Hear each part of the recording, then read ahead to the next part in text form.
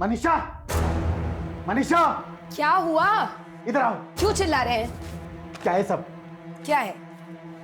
मनीषा तो अपने खड़ूस पति को छोड़ क्यों नहीं देती? किसके साथ भागने का प्लान कर रही हो तुम? क्या बकवास है ये? खुद झूठे लेटर रखकर मुझसे पीछा छुड़वाना चाहते हैं? बनो मत, दूध की धुली तो तुम हो नहीं। लेटर आप लिख रहे हैं, मुझ पे दोष दे रहे हैं। क्या है ये सब जानता हूँ मैं तुम्हारे बारे क्या में। जानते हैं आप? ये सब लेटर वेटर क्या है तो ये? ये सब क्या है? मैं पूछ रहा हूँ क्या है? तो दोस्तों, क्या आपने मेरी मम्मी पापा की किट देखी है? मेरे इस वीडियो को लाइक करके कमेंट करो। क्या आपने भी अपने मम्मी पापा का झगड़ा करवाया है? अच्छा, तो ये सब तेरी शरारत है, हैं? तेरी शरारत है ये। क्योंकि ये सब पापा, सोशल मीडिया पे छाने के लिए सब करना पड़ता है। नताशा दीदी भी मुंबई में एक से एक वीडियो डालती है। मुझे उनसे भी ज्यादा फॉलोअर चाहिए। तो सोशल मीडिया पे छाने के लिए तो अपने माँ बाप की थूथू करवाएगा। चल डिलीट कर।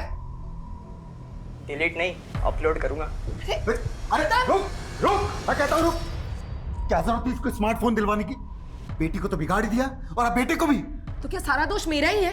अपने आप को देखा है कभी? ज्यादा बहस करने की जरूरत नहीं, समझी तुम? जाकर देखो उसे क्या कर रहा है वो। मुझे ऑफिस के लिए देर हो रही है।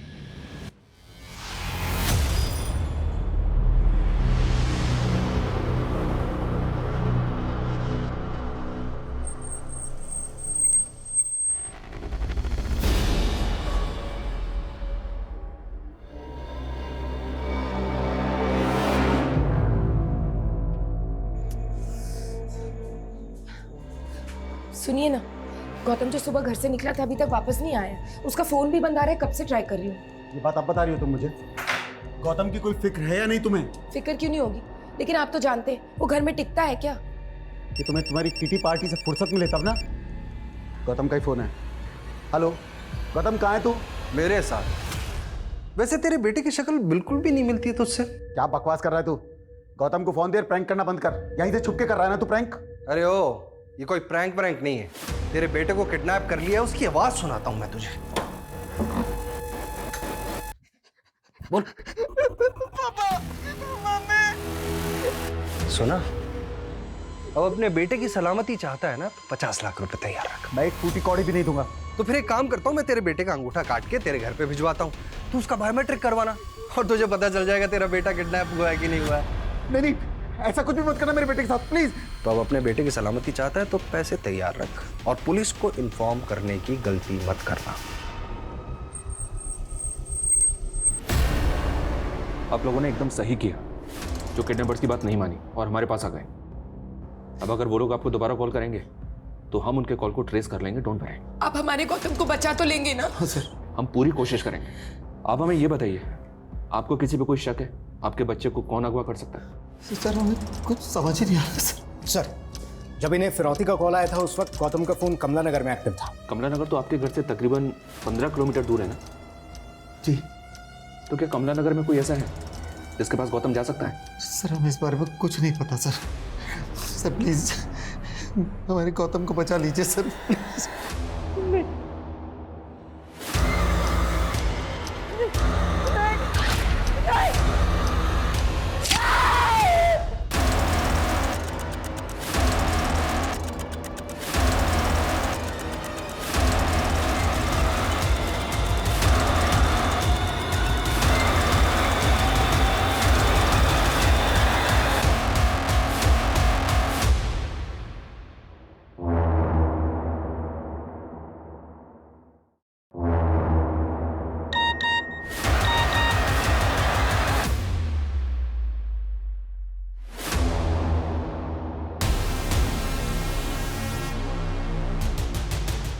मैंने आपसे कहा था ना, नहीं चाहते।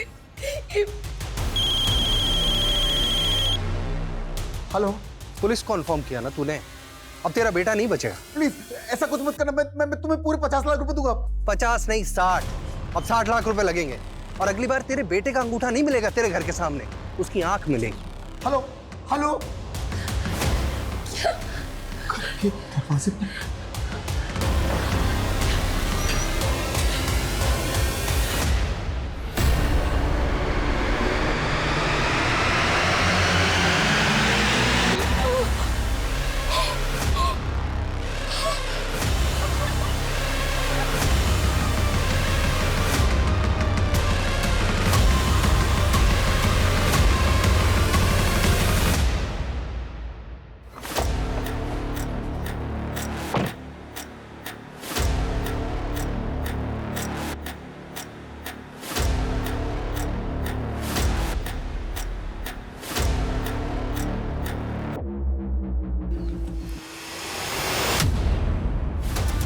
ये ड्रोन यहाँ पे कैसे? लगता है कोई ड्रोन से हम पे नजर रख रहा है। बैग कहाँ गया? विकास, बैग को ढूंढो, मैं ड्रोन के पीछे भागता हूँ। सर, वो झाड़ियों में क्या होगा, ढूंढो, भागो। पुलिस? आपने फिर पुलिस को बुला लिया? मैंने किसी को नहीं बुलाया, ये खुद ही हमें फॉलो करके आ गए।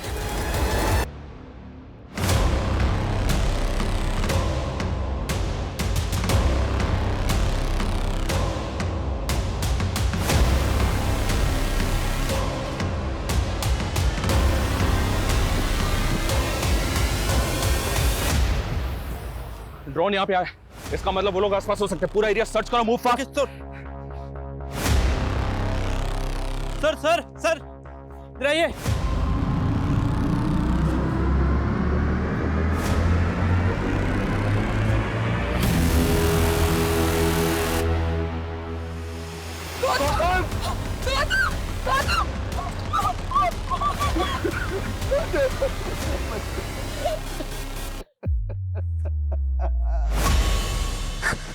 सर, आसपास अच्छी तरीके से सर्च कर लिया, समझ नहीं आ रहा बैग कौन ले गया।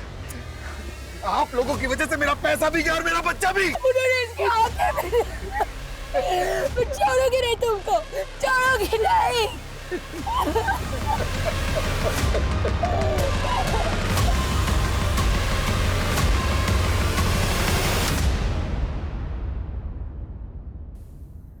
नमस्कार, मैं रेणुका शाहने क्राइम पेट्रोल सतर्क में आपका स्वागत करती हूँ। जब कोई उम्मीद मरती है, इंतजार अंधकार में बदल जाता है, तो जिंदगी चलती तो है लेकिन इंसान रुक जाता है। अपने बच्चे में अपना संसार देखने वाले गौतम के माता पिता की जिंदगी भी अब इसी मझधार में नजर आ रही थी, लेकिन अभी इंसाफ होना बाकी था। लेकिन इंसाफ का ये सफर हिला के रख देने वाला था और इसके साथ चलने वाला एक सफर गुनाह का भी था, जो एक बहुत लंबा और डरावना सफर था, जो साल दर साल कानून को चकमा देता रहा।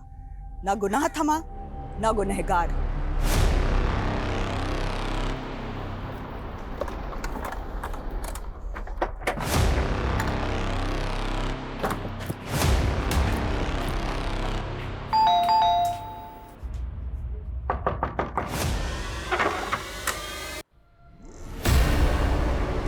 मेरे इस वीडियो को लाइक करके कमेंट करो, क्या आपने भी अपने मम्मी पापा का झगड़ा करवाया है? वीडियो में देख के तो ऐसा लग रहा है कि ये प्रैंक है, लेकिन इस वीडियो में आप दोनों का झगड़ा एकदम असली लग रहा है। कहीं ऐसा तो नहीं क्या बकवास कर रहे हैं आप?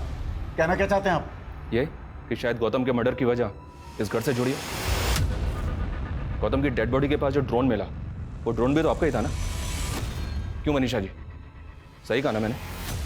वो ड्रोन आपने खरीदा था और जिस शॉप से खरीदा था उसका सीसीटीवी फुटेज मिला हमें, उसी में देखा हमने। उस दिन मैंने आपका गिरेबान पकड़ा तो आप बदला लेने के लिए कुछ भी बक रहे हैं। वो ड्रोन मैंने अपने बेटे को गिफ्ट किया था। तो जब उसका किडनैप हुआ, ड्रोन अपने साथ लेकर गया था वो, क्योंकि जहां उसकी डेड बॉडी मिली हुई है, ड्रोन हमें वहीं पे मिला। ड्रोन अपने आप कैसे पहुंच गया? ये पता करना आपका काम है और आप हम पे शक कर रहे हैं। देखिए ऑफिसर, हमने अपना बच्चा खोया है और आप हम पे शक कर रहे हैं। ये रवैया ठीक नहीं है। मैं आपकी शिकायत करूंगा आपके ऑफिसर से। देखिए, हेलो सर, यहाँ आसपास कोई सीसीटीवी तो है नहीं, लेकिन इस ठेले वाले का कहना है कि वैन सफेद रंग की थी और उसमें एक आदमी और एक औरत बैठे हुए थे और इसे ऐसा लगा कि शायद गौतम उन लोगों को जानता था। अरे गट्टू, कैसे है तू? चल बैठ, मैं घर छोड़ देती हूँ।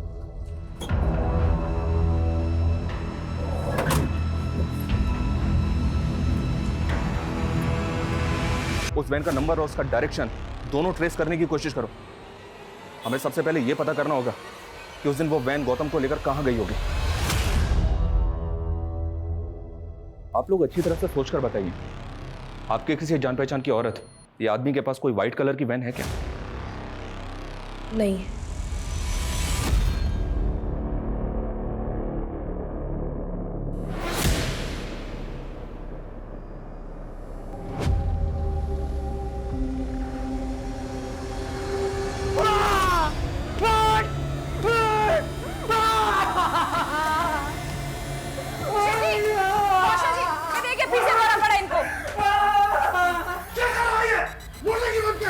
वो कहती है कि उसको इस शक्ल से नफरत है। लगता है भूषण जी ने फिर से गर्लफ्रेंड का सपना देख लिया है। भूषण जी, आप भूल गए क्या? आपकी एक्स गर्लफ्रेंड की शादी हुए तो सालों गुजर गए। अरे लेकिन ये शक्ल तो ऐसी की ऐसी है ना, है ना ये?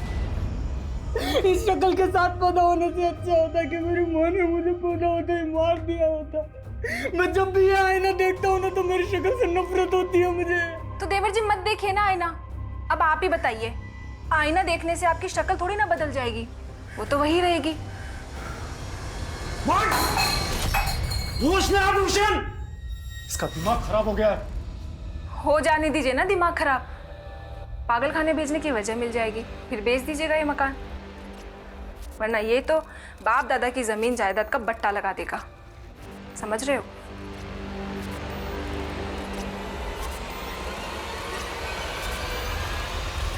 इतना फ्रस्ट्रेट मत हो यार, एक गई तो दूसरी लड़की आएगी। और रही बात तेरे स्मार्ट की, वो तो प्लास्टिक सर्जरी से सब निकल जाएगा।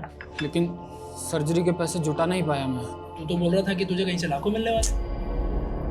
मेरा सारा प्लान चौपट हो गया यार। लेकिन मैं कुछ करता हूँ। सुन, तू बस सर्जरी करने वाले डॉक्टर से मुझे मिला दे। अरे वो तो मिलवा दूंगा, लेकिन कम से कम 1 लाख रुपए तो एडवांस तैयार रख। ठीक है, मैं कॉल करूँगा तुझे।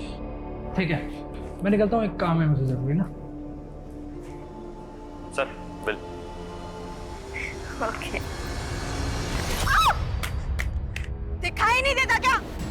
सॉरी। क्या करूं तुम्हारे सॉरी का? हाँ, मेरा 1.5 लाख का फोन तोड़ दिया। अभी रुको, तुम्हारे मैनेजर से कंप्लेंट करती हूँ। पता नहीं कैसे कैसे वेटर्स रखे हुए। क्या वेटर? मतलब सफिशिएंट ब्लैक पैंट मतलब वेटर? तू जानती नहीं है मुझे, समझी ना? शक्ल से तो तुम गुंडे लग रहे हो। शक्ल पे मत जाना, समझी ना? शक्ल पे नहीं। अच्छा सुनो, वो आई एम सो सॉरी, वो क्या है ना, मैं कुछ ज़्यादा ही बोल गई। ये फ़ोन मुझे मेरे फैंसे ने गिफ्ट किया था, इसलिए मैं इस फ़ोन को लेकर पॉजेसिव हूँ। I am really sorry. यार जब से पता चला है मेरे बेटे की किडनैपिंग में एक औरत का हाथ है, तब से मुझे उस औरत की याद आ रही है जो हाँ वही तेरे पास नंबर मिलेगा उसका? सुन, मैं तुझसे बाद में बात करता हूँ। तो आपकी अय्याशी गौतम को खा गई। मैंने कोई अय्याशी नहीं की। तो फिर किस औरत का नंबर मांग रहे थे? कौन है ये?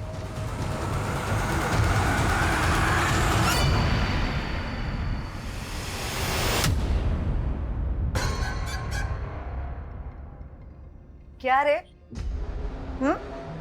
मुझे पानी की क्या एक्टिंग कर रहा है? सारे मजे तो ले लिए तूने। मेरी खूबसूरती में इतना डूब गया कि तूने देखा तक नहीं कि दरवाजा खुला है। भाग सकता था। जा कहाँ रहा है? अफीम हूं मैं। सारे मेरी आइटम पे नजर मार रहा है। आंखें निकालूंगा तेरी। नहीं, मैंने बहुत हंसी की चढ़ रही है। चल आशिक, चल आशिक। सर, अंगूठा काटना, आंखें निकालना, मुझे नहीं लगता कोई पेरेंट्स ऐसा करेगा। और सर वैसे भी हमें उनके खिलाफ कोई सबूत मिला नहीं। उस औरत, आदमी और उस बहन की कोई लीड मिली? फिलहाल तो नहीं सर, लेकिन हाँ सर, गौतम के सीडीआर में एक फेक आईडी का नंबर मिला, ये वाला। मिस्टर, कहीं ऐसा तो नहीं कि बच्चा किसी गलत इंसान के टच में आके उसके झांसे में आ गया? एक काम करो, गौतम की मर्डर से पहले उसकी एक्टिविटीज क्या थी इसका पता करो। Okay sir. अबे ये स्किन सर्जन का बोल के कहाँ ले आया तू मेरे को? और उस सर्जन ने 2 घंटे बाद की अपॉइंटमेंट दी है। पता क्या मजे कर, एक फैशन मैगजीन का फोटोशूट चल रहा है। ओके सही के लिए मैं दुनिया का सी काटता हूँ, तू मेरा ही सी काट रहा है। खाली समझाए क्या?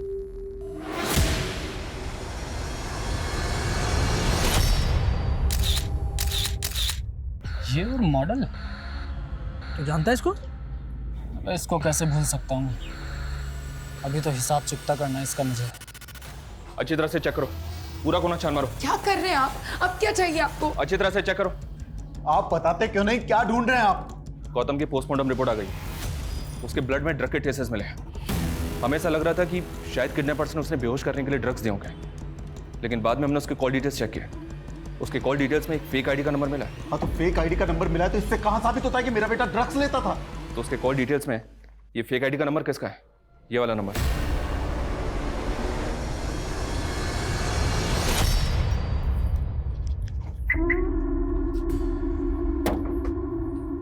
मैं जानता हूँ तुम्हें मेरी शक्ल तो पसंद नहीं, लेकिन मैं भी किसी का कर्ज नहीं रखता।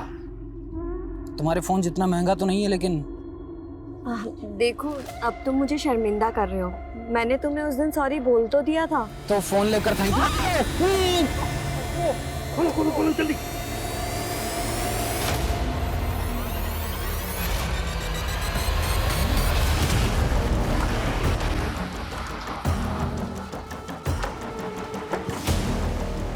सर, ये जगह कमलानगर से 5 किलोमीटर की दूरी पर है। आसपास के लोगों का कहना है कि ये जगह वैसे तो बंद ही रहा करती थी, लेकिन कुछ टाइम पहले कोई आदमी यहाँ पर रहने के लिए आया था और तभी यहाँ पर वैसी सफ़ेद वैन देखी गई थी जिसका इस्तेमाल गौतम की किडनैपिंग में हुआ था। ताला तोड़वाओ।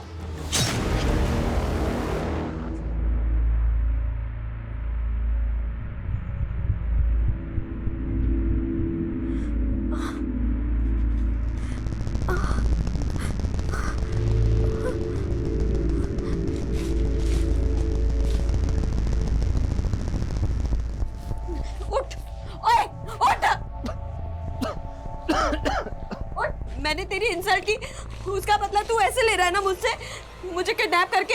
मैं क्यों किडनैप करूंगा? मैं खुद बंधा हुआ हूँ। कौन हो तुम लोग? 2 हंसों का जोड़ा, मेरे आदमियों ने तुझको तोड़ा। कौन हो तुम? मूलचंद, तेरी गर्लफ्रेंड का लेनदार। 30 लाख रुपए उधार लिए हैं उसने मुझसे। ये मेरी गर्लफ्रेंड नहीं है, और अगर इसने उधार लिए तो मुझे क्यों उठाया? तेरी मॉडल पैसे नहीं देगी तो तू देगा 30 लाख रुपए। देखिए मूलचंद जी, मूलचंद जी, ये मेरा कोई दोस्त नहीं है, और आपके पैसे मैं चुका दूंगी। आप मुझे थोड़ा सा टाइम दे दो। और अगर नहीं लौटाए तो तेरी पॉर्न फिल्म बनवाकर वायरल करवा दूंगा। और जब तक तू पैसे नहीं देती तेरी कार मेरे पास रहेगी। और एक बात, भागने की सोचना भी मत। जी।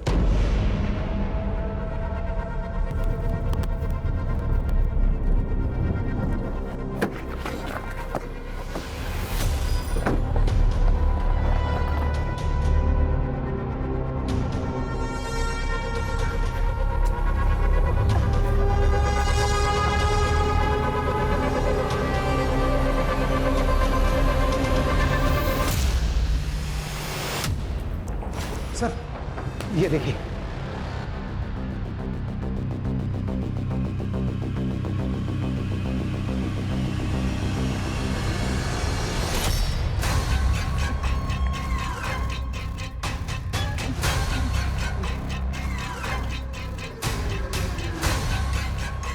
भूख लगी है?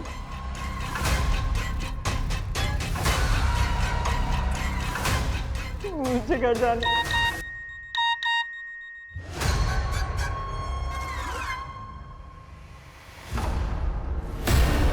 वाह, कभी इसे अफीम चखाती है, कभी पिज्जा खिलाती है। बहुत मजे दे रही है ना तू इसको आजकल। हाँ, मजाक बन गया। पकड़ इसको साले। अरे क्या कर रहे हैं? उसने इसे नुकसान पहुंचाने से मना किया था। अरे हट, चल साइड में साले।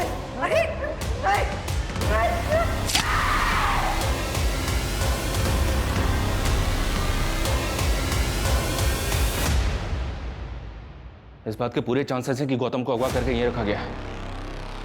पता नहीं ये सब किसने किया है। विषय काम करो, ये घर किसका नंबर है पता करो। सर। और तुम लोग भी इस कमरे का एक कोना छान मारो, देखो कुछ मिलता है क्या।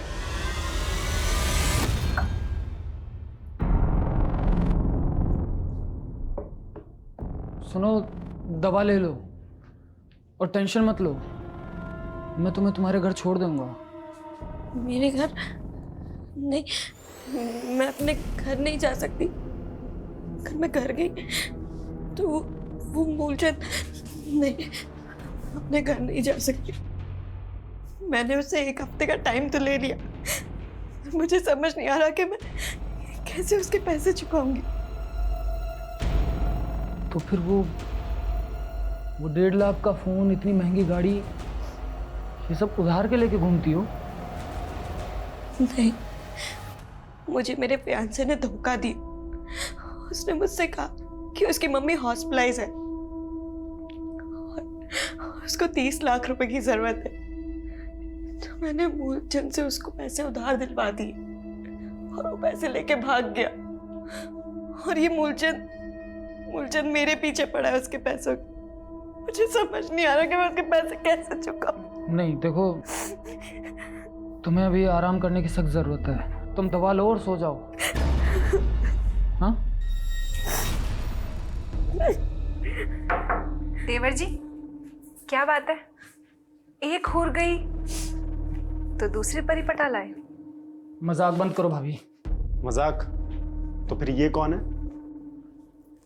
ये मेरी एक्स गर्लफ्रेंड की रेप्लिका है। ये रेप्लिका? अरे डुप्लीकेट, मतलब कि पहले वाली एक्स गर्लफ्रेंड की कोई दोस्त वोस्त होगी, तो दूसरी वाली में पहले वाली को ढूंढ रहा है। बस करो भैया, आप लोग प्लीज बाहर जाइए। इनको आराम करने की सख्त जरूरत है। प्लीज आप लोग जाइए। चलिए। सुनो, तुम दवा लेके आराम करो। क्या करें? हमारी इन्वेस्टिगेशन हमें फिर से यहाँ लेकर आ गए। वो घर जिसमें गौतम को अगवा करके रखा गया था, वो भी आपके नाम पर ही निकला। कौन सा घर? कौन सा घर? ये वाला घर। हाँ सर, मैं मानता हूँ कि ये घर मेरे नाम है, पर मैं तो इसे बेचने वाला था। कुछ सालों पहले तक मेरा भाई विवेक इसमें रहता था, बाद में मेरा उससे बंटवारा हो गया। रैंसम कॉल भी उसी एरिया से आया था। और अपने भाई के बारे में आपने हमें पहले क्यों नहीं बताया? क्योंकि मेरा भाई विवेक काफी समय से यहाँ नहीं रहता, नेपाल में रहता है। नेपाल में कहाँ? पता नहीं सर, मेरी उससे बनती नहीं है। एक नंबर का आवारा था। ये क्वीन मेरी, अरे तेरी, तू बड़ा होशियार है, निकाल के। मैंने तुझे 7 लाख रुपए दिए थे पार्टी को पेमेंट करने के लिए, तूने पैसे नहीं दिए उनको? हाँ नहीं दिए, मुझे जरूरत थी तो मैंने रख ली। पर भाई साहब वैसे भी मैं मांगता तो आप कौन सा सीधा सीधा दे देते। तो मतलब अपने भाई को ही चूना लगाएगा? भाई साहब, इसमें चूना लगाने वाली कौन सी बात है? वैसे भी बिजनेस पापा का है, आप संभालते हो, और भूलिए मत उसमें मेरा भी बराबर का हाथ बनता है। पता नहीं किन लड़कों के चक्कर में पड़कर मेरा भाई विवेक बिगड़ गया था, लेकिन सर विवेक गौतम को बहुत प्यार करता था, इसलिए मेरा उस पर शक नहीं गया। तो आपका भाई जिन लोगों के चक्कर में पड़ के बिगड़ गया था, उनका तो पता होगा? नहीं पता सर, इस बारे में सच में मुझे कुछ नहीं पता। अरे कैसे पता नहीं? अरे सब पता है हमको। भाई नेतागिरी में आए हैं तो सब पता रखना पड़ता है ना। अरे देखिए, आप हमारे चंदे का ध्यान रखिए, बाकी हम सब संभाल लेंगे। हाँ, अरे हम सही कह रहे हैं भाई। ठीक है, हम रखते हैं। हाँ, बाद में बात करेंगे आपसे। अरे मेहरा जी नमस्कार, आ गए आप? 10 लाख है, अंदर चल के गिन लीजिए। क्या मेहरा जी, 10 लाख रुपए? अरे भाई आपका तो करोड़ों का टर्नओवर है? कम से कम 50 लाख का चंदा चाहिए आपसे हमें। वो सब तो ठीक है, लेकिन आजकल धंधा बड़ा मंदा चल रहा है। साले, अरे पहले की तेरे रुतबे में आके तेरे लड़के को उठा लेते तो 1 करोड़ भी देता ना। ये क्या कर रहे हैं आप? क्या कर रहे हैं? आपका बहुत बहुत आभार, आपने 10 लाख रुपए का चंदा दिया। आप आइए मेरे साथ, आइए। ये क्या कर रहे हैं आप भूल क्यों नहीं जाते? ये माफिया उठा लेना, ये सब आपका पास था। अब आप नेताजी बनने वाले हैं, तो नेताजी जैसे बिहेव करें ना।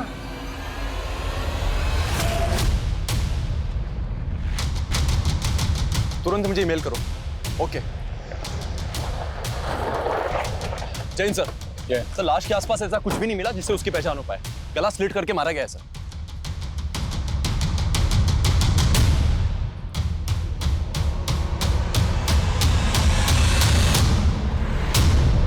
जब इन्हें फिरौती का कॉल आया था उस वक्त गौतम का फोन कमला नगर में एक्टिव था।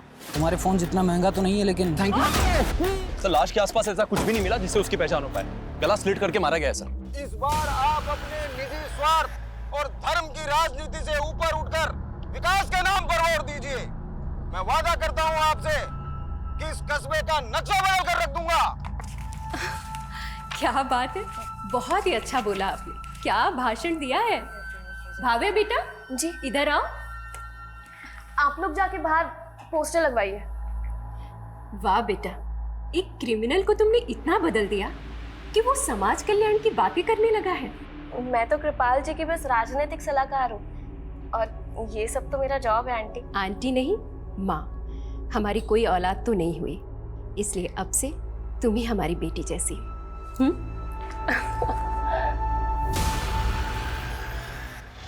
हाँ सर, ये मेरा भाई भूषण ही है सर।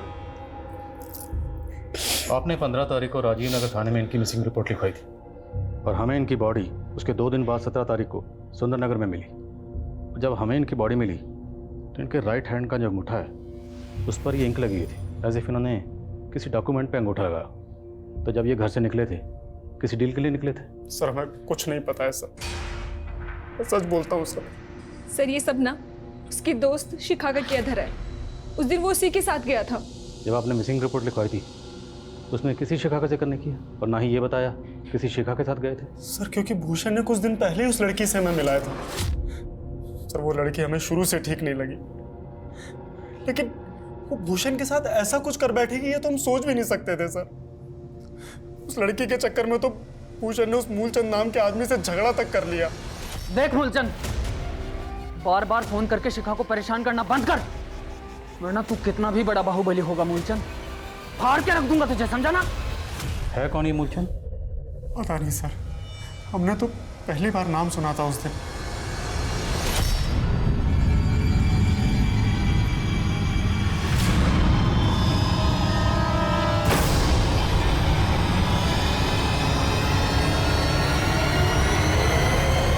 सर, ये विदिशा थाने से कांस्टेबल सुमित है।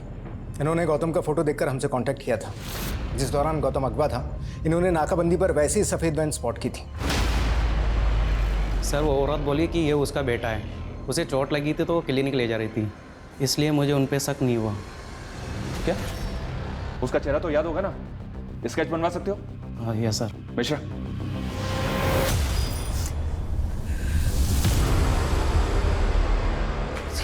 मनीषा, मुझे भी गौतम के बिना कुछ अच्छा नहीं लगता। इस वक्त हम दोनों को एक दूसरे की जरूरत है। आपको सिर्फ उस औरत की जरूरत है। उस औरत को पाने के लिए आपने अपने भाई से बोल के मेरे बेटे को। मनीषा, शक मुझे भी था तुम्हारे पास्ट को लेकर, लेकिन अगर ये बातें बाहर आई ना तो अपने बेटे के साथ साथ हम अपनी इज्जत भी खो बैठेंगे। सर भूषण के सीडीआर में ना शिखा का नंबर मिला ना मूलचंद का। ये दोनों भैया भाभी मिलकर कहीं में घुमा तो नहीं रहे? लेकिन सर भूषण के मर्डर के ठीक पहले उसकी एक मिलिंद नाम के आदमी से आखिरी बार बात हुई।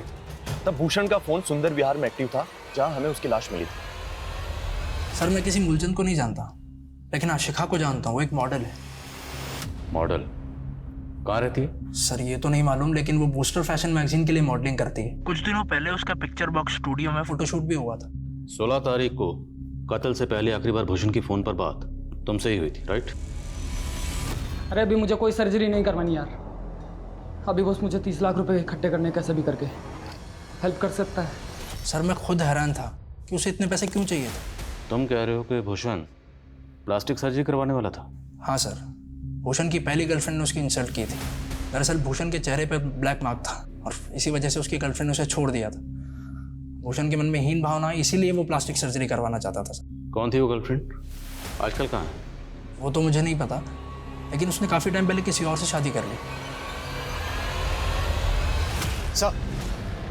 सर ये उस आदमी और औरत का स्केच है जिनके साथ सफेद वैन में गौतम को देखा गया था। इन दोनों के लिए लुकआउट नोटिस जारी करो तुरंत और पता करो इन दोनों का गौतम के फादर या गौतम के चाचा बेबी के साथ कोई कनेक्शन है क्या? Okay sir.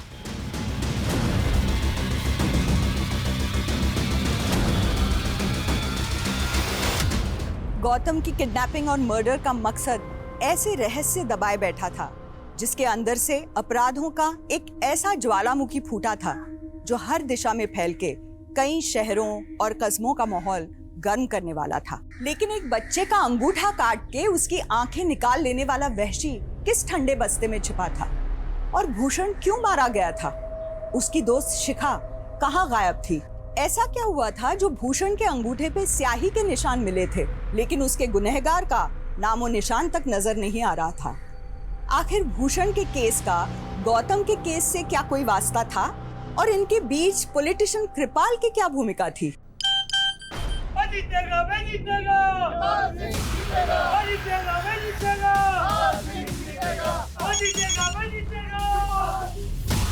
नेताजी, चीरहरण पक्का है तुम्हारा।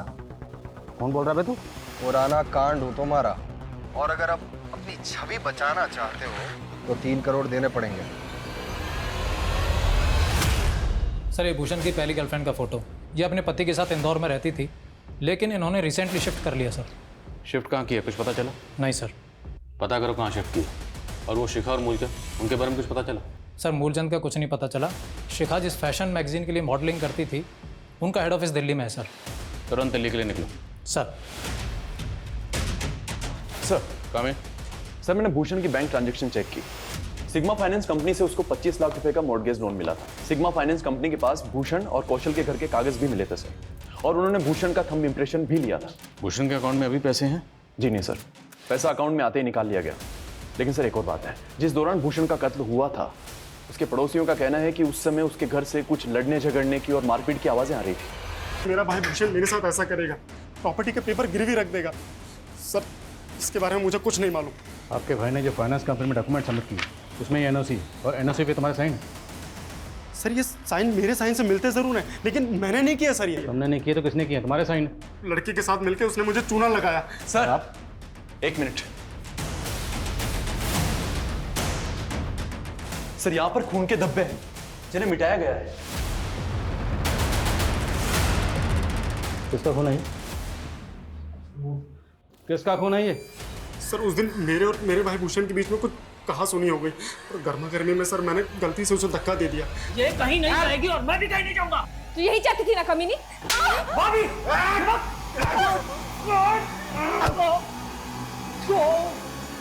सर उसका सर यहाँ पर आकर लगा और थोड़ा सा खून बह गया सर।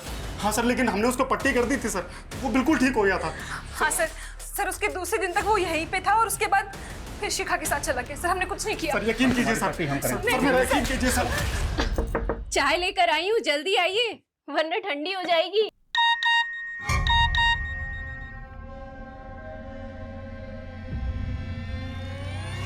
चौबीस घंटे हैं तेरे पास वरना वीडियो वायरल हो जाएगा।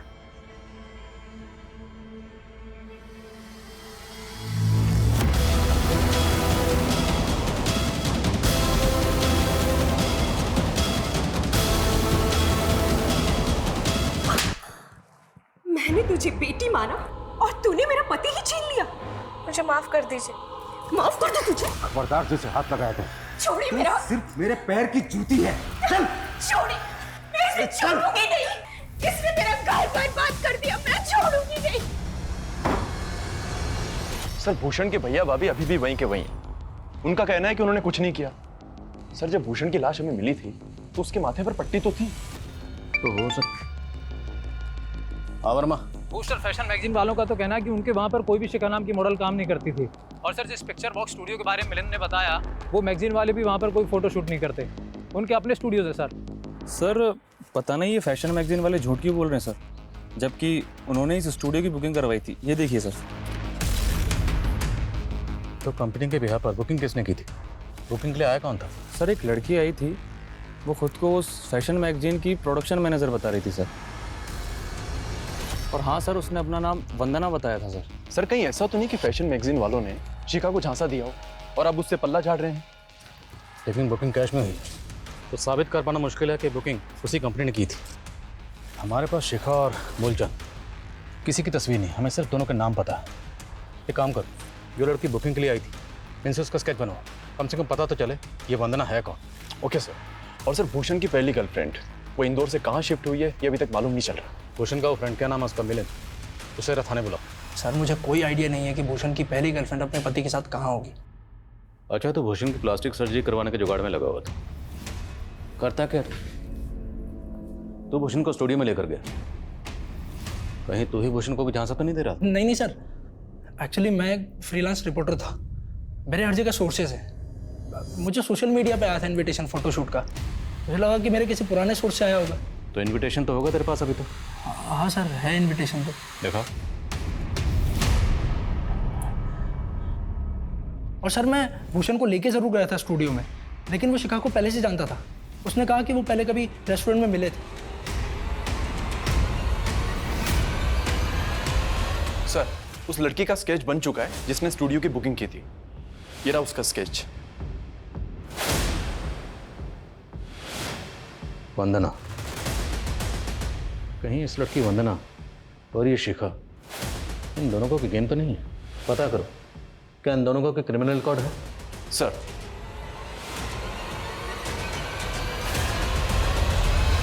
हाँ पापा, वो एक डील थी इसलिए इंदौर आई हुई थी।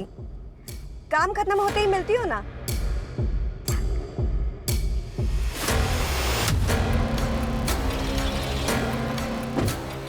बाल का चंदा। सर, इन दोनों में से हमें इस लड़की का क्रिमिनल रिकॉर्ड मिला है। इसका नाम वंदना नहीं बल्कि भव्या है। इस पे और इसके गिरोह पे हनी ट्रैपिंग के कई सारे मामले दर्ज हैं और सतना के पॉलिटिशियन कृपाल को भी इसने अपने झांसे में फंसाया था। एक चुनाव प्रचार के दौरान अचानक से कृपाल कहीं गायब हो गया था और फिर उसके घर पर उसकी बीवी की लाश भी मिली थी। सर, कृपाल की बीवी ने सुसाइड किया था। फिर लोकल पुलिस ने इन्वेस्टिगेट किया तो मालूम चला कि कृपाल आखिरी बार इसी लड़की भव्या के साथ देखा गया था और सर पार्टी के चंदे का पैसा भी गायब था।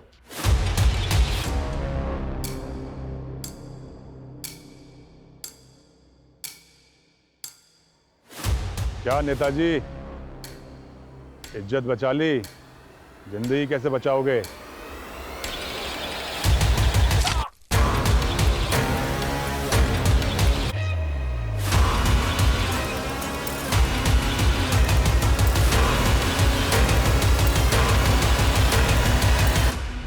कुछ समय बाद में कृपाल की लाश भी मिली थी।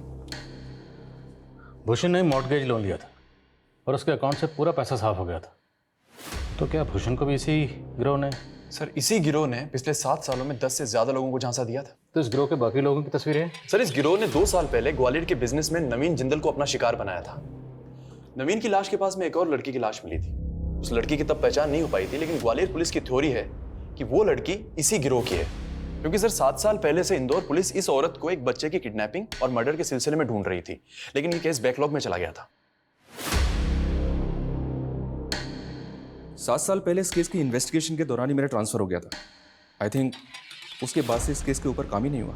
उस दौरान इस फीमेल के अलावा एक ये मेल का स्केच भी सामने आया था। इसके बारे में कुछ पता चला था? हमें ऐसा लग रहा था कि इन दोनों का कनेक्शन गौतम के चाचा विवेक से होगा। हमने विवेक को अरेस्ट भी किया था, लेकिन विवेक के खिलाफ कोई सबूत नहीं मिला और गौतम के फादर समर्थ ने विवेक की जमानत भी करवा ली थी।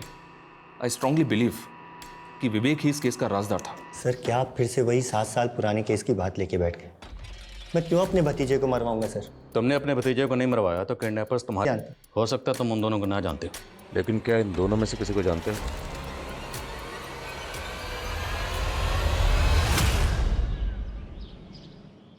नताशा, पापा, पापा, क्या हुआ पापा?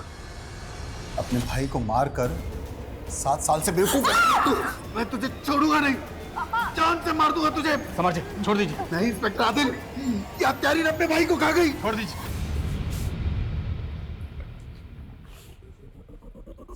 7 साल पहले तुम महज 19 साल की थी और तब तुमने अपने भाई को क्यों? मुझे बचपन से ही पैसों की लत थी, पर पापा पैसे देते ही नहीं थे। जब मैं मुंबई पढ़ाई करने गई तो वहाँ मैं भव्या से मिली। इसने मुझे आइडिया दिया कि पापा से पैसे कैसे निकलवाने हैं। ये तो क्या बोल रही है भव्या? मैं और अपने भाई का किडनैप? नहीं, कोई प्रॉब्लम नहीं होगी। मैं ऐसे लोगों को जानती हूँ जो ये काम बड़े आसानी से कर जाते हैं, और तुम्हारे भाई को भी कुछ नहीं होगा। भव्या ने जग्गी और कामिनी के साथ मिलकर एक घर में चोरी की थी। भव्या ने मुझे जग्गी और कामिनी से मिलवाया। गौतम के फ़ोन में हमें एक फेक आईडी का नंबर मिला था। वो नंबर किसका था? जग्गी ने मुझे दिया था जब मैं गौतम के साथ मिलकर प्लान सेट कर रही थी। अगर मैं अपने नंबर से गौतम को बार बार कॉल करती तो पुलिस मुझसे पूछताछ करती। तो क्या गौतम भी तुम्हारे प्लान में शामिल था? हाँ, मैंने उसे टैब का लालच दिया और वो मान गया। हाँ, टैब तो मुझे चाहिए, पर मिलेगा कैसे नताशा दीदी? अगर तू मेरी बात मानेगा ना तो तुझे टैब क्या 1 लाख रुपए भी दूंगी, जिसे तू जो चाहे वो खरीद सकता है। कैसे नताशा दीदी? मैंने गौतम से कहा कि वाइट कलर की वैन में मेरे कुछ फ्रेंड्स उसको पिक करने आएंगे, लेकिन जग्गी और कामिनी गौतम को वैन में बहुत देर तक घुमाते रहे। गौतम को लगा था कि वो जैसे ही वैन में बैठेगा उसे उसका टैब मिल जाएगा, पर ऐसा नहीं हुआ। उसके बाद ये जग्गी और कामिनी गौतम को लेकर तुम्हारे चाचा के घर गए? हाँ, मेरे पास उस घर की चाबियाँ थी, लेकिन मैं गौतम को नुकसान नहीं पहुंचाना चाहती थी। बट हमें आइडिया नहीं था कि पापा पुलिस को इन्वॉल्व कर लेंगे। इसी गुस्से में जग्गी ने गौतम का अंगूठा काट दिया। कामिनी, तुमने गौतम के साथ बिल्कुल भी ठीक नहीं किया है। तुम लोग ऐसे कैसे मेरे भाई के साथ? अगर ये बचाना तो तू बचेगी, अगर तुझे बचना है तो इसे मारना पड़ेगा। मैं बहुत डर गई थी, पर जब पापा ने जग्गी को पैसे दिए तो जग्गी ने गौतम को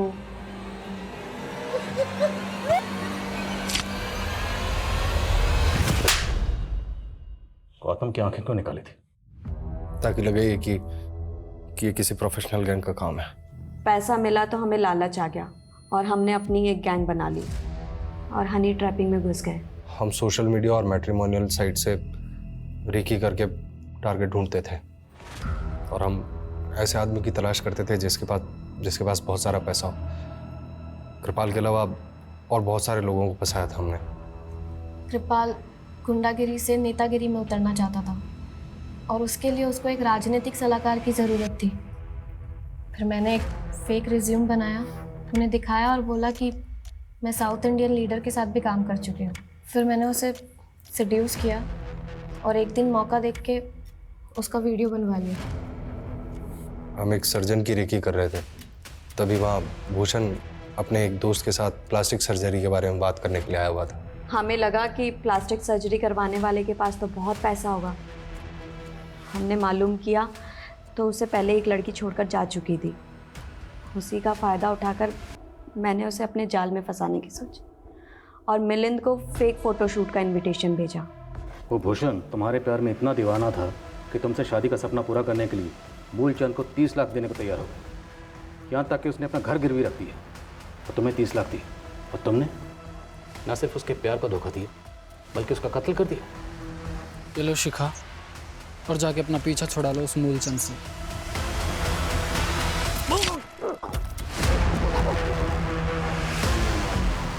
तुम लोगों के गैंग में कामनी भी थी, उसका कत्ल कैसे हुआ? हमने ग्वालियर के एक बिजनेसमैन को ट्रैप किया था। जब उसका मर्डर करने जा रहे थे तो अपने बचाव में कामिनी का मर्डर हो गया था उससे, और फिर हमने उसे मारा और उसके पैसे लेकर भाग गए। महज पैसों के लिए तुमने अपने सगे भाई का कत्ल कर, सिर्फ पैसों के लिए, और इतनी बड़ी मुजरिम बन गई। ताज्जुब होता है कि एक बहन अपने सगे भाई का कत्ल कैसे कर सकती, वो भी सिर्फ पैसों के लिए। तुमने भाई बहन के रिश्ते को शर्मिंदा कर दिया।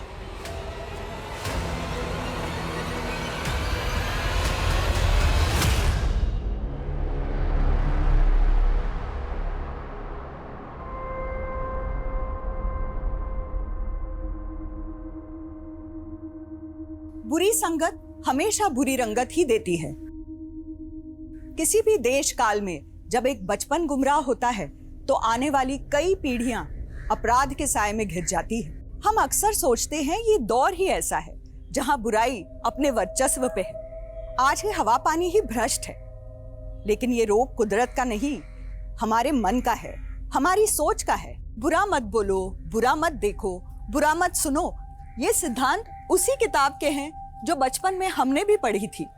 इसलिए हमें तो आज अच्छाई की ओर एक कदम आगे होना चाहिए। लेकिन क्या ऐसा दिखाई देता है? शायद नहीं। इंसानियत का स्तर साल दर साल गिरता जा रहा है।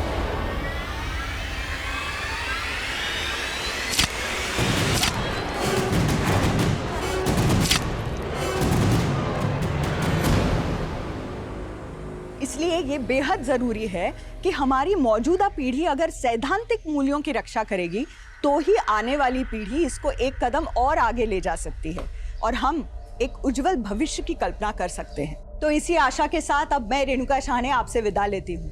कल फिर मिलेंगे ऐसी एक कहानी के साथ जो रखेगी आपको सतर्क और जिंदगी को सुरक्षित। तब तक अपना और अपने परिवार का ख्याल रखिए और देखते रहिए क्राइम पेट्रोल सतर्क। जय हिंद।